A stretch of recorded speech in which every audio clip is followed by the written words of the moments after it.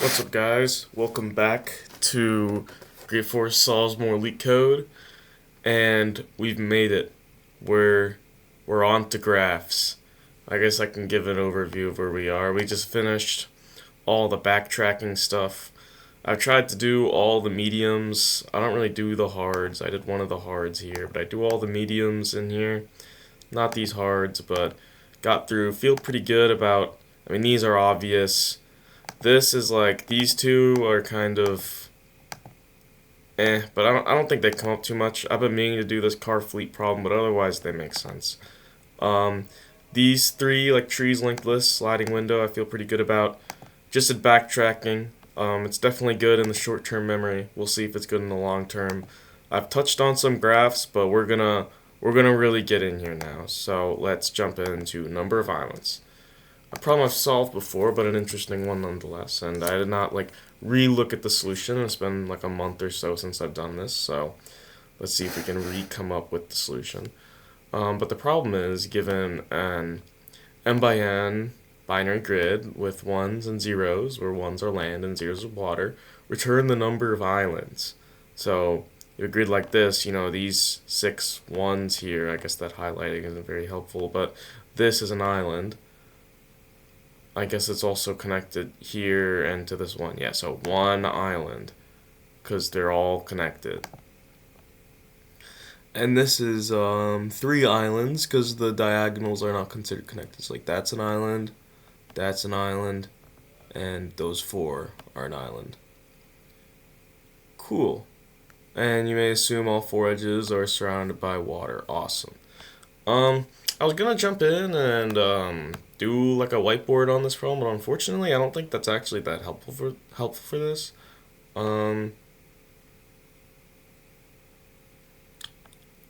At least until I get to the code. I mean, I guess I can think about it. So let's see. Can I do this? I guess this will work. So I have like a grid like this, and the plan is to linearly search it, boom, boom, boom, until you reach a 1. And when you reach a 1, do some sort of traversal, either BFS or DFS, I don't think it matters, until you find all of the ones.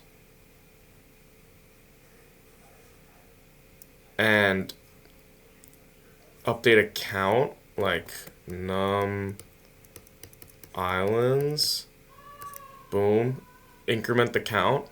And the pivotal part is every time you like traverse something, when you're like looking through this, you change all the ones to zeros. So then when you go back to your linear pass,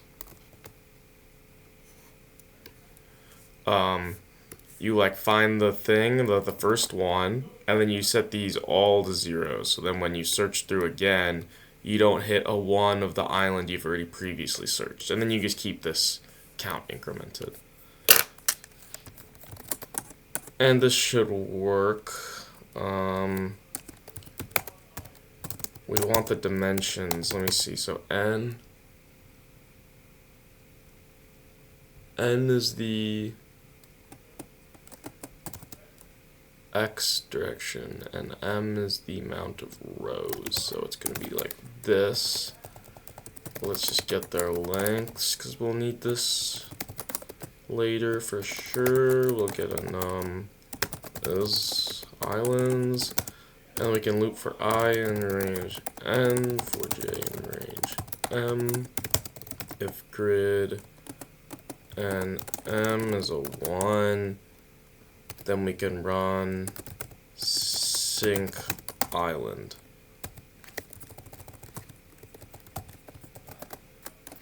But I guess this is ij. We can sync the island at ij. And then return this. So then we can get like a nice helper function, sync island at ij, which is going to need a base case. I guess now that I've done backtracking, this is just the backtracking problem. This reminds me a lot of the word search problem that I did in backtracking. I don't know if I have a video on it or not. And maybe that problem should be in graphs, because it kind of gives the same 2D array graph feel. But anyways, what I need to do is, well, I need to do something. So I want to set this to here,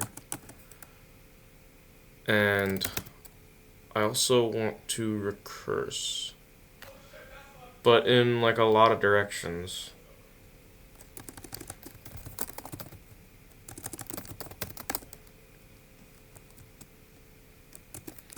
I guess I can do this smarter for,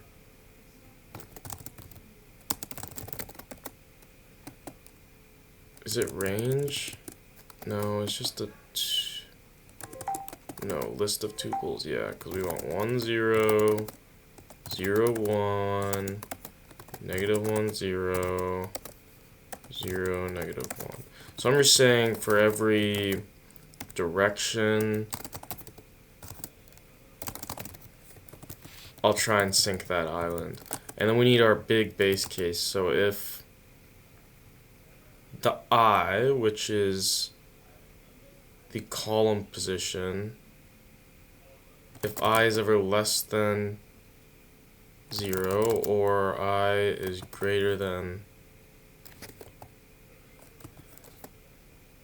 equal to n, or j is less than 0 or j is greater than or equal to m, or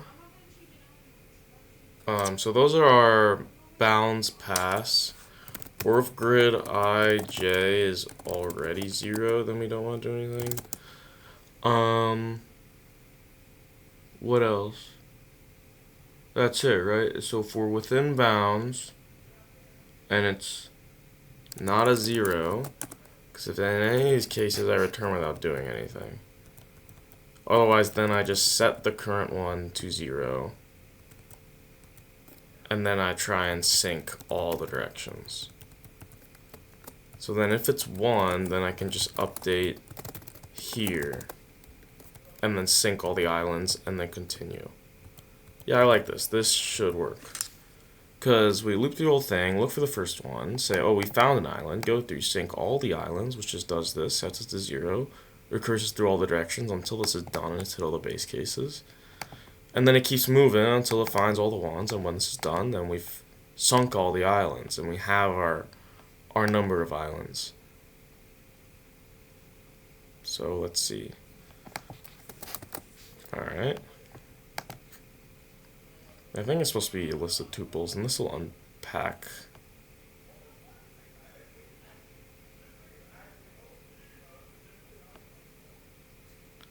List index out of range.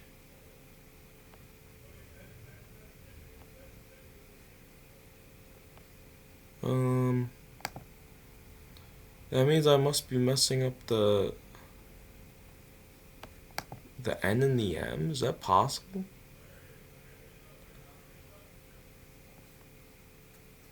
Length of grid is the number of rows, and the length of the first position of grid is the number of columns.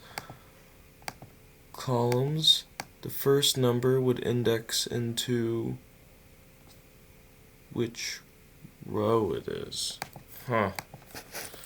I don't know, the hardest part about these is getting these indices straight in my head. I try and do it first try. I mean, obviously, if you just keep them consistent, it doesn't matter, but I'd prefer to have the right ones. And like if it's wrong like that, you can just flop it and it'll be fine. Yeah, now these are all wrong too.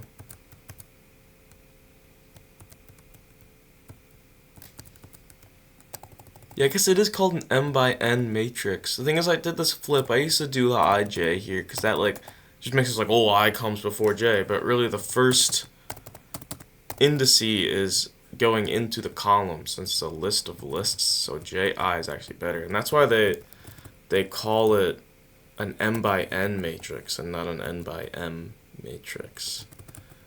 If you've taken, I mean, this doesn't matter. Yeah, what am I doing here? What actually matters is this, I believe.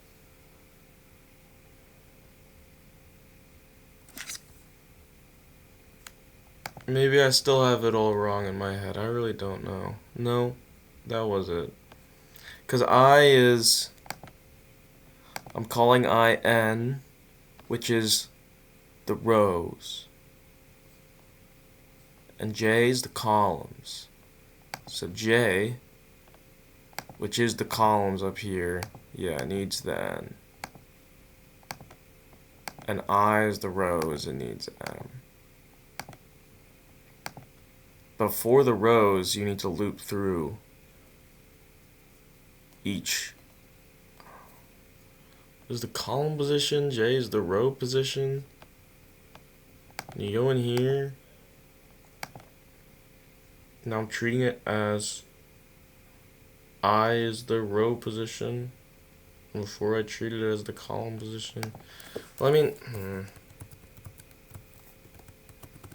well, no, I don't want to do that.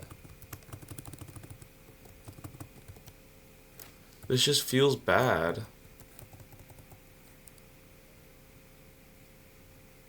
I mean, if I'm really thinking about the cache, maybe I am supposed to do this. I don't know. All this is actually like trivial in an interview context. I just prefer to think about this correctly.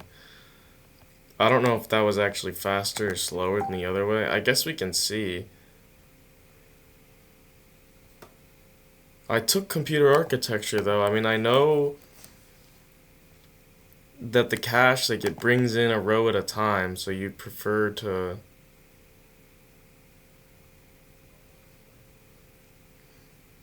getting bogged down by a real specific here. I guess I can just see. So if I switch this to the way I had it previously,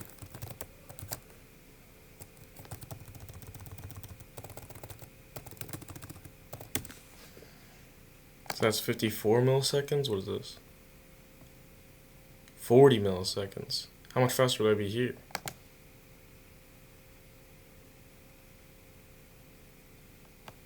Wrong.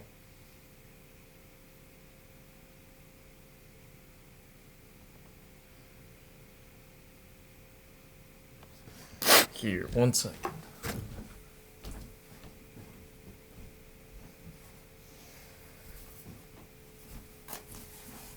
I'm getting to the bottom of this because it's a simple question, but I'd like to do it properly. Sorry. Bleeding somehow. Yeah, I should probably actually deal with this. I figured it out. I got it straight in my head. I'm jumbling up the N's and the M's and the I's and the J's. I should just think row by columns. Alright, when you have a normal list, I mean, you only have rows, and you add another one, then you add the columns. Okay. Rows by columns. N by M. Rows by columns. Length of the grid by length of the grid in its index. Rows by columns. Loop through the rows first and then the columns, which is faster on the cache. Rows by columns. Index into the row, then the column. And then here, rows, and then columns, which goes back. The I is the row, which corresponds to the N. Here, here, and here. And J is the column with the M. Here, here, and here. So, and that gives you the lowest runtime of all, 40, or even less than 40, 38, which probably is